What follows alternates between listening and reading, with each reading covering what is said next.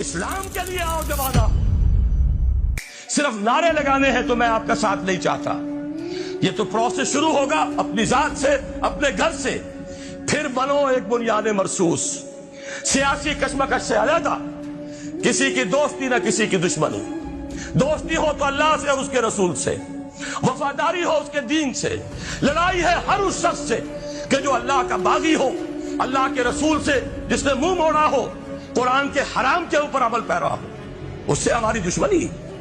آج توبہ کر لے، ہمارا دوست ہے، کسے باشد. پھر جمع ہو کر بنیاد مرصوص بنو، سڑکوں پر آؤ. اب یہ حرام کام ہم نہیں ہونے دیں گے.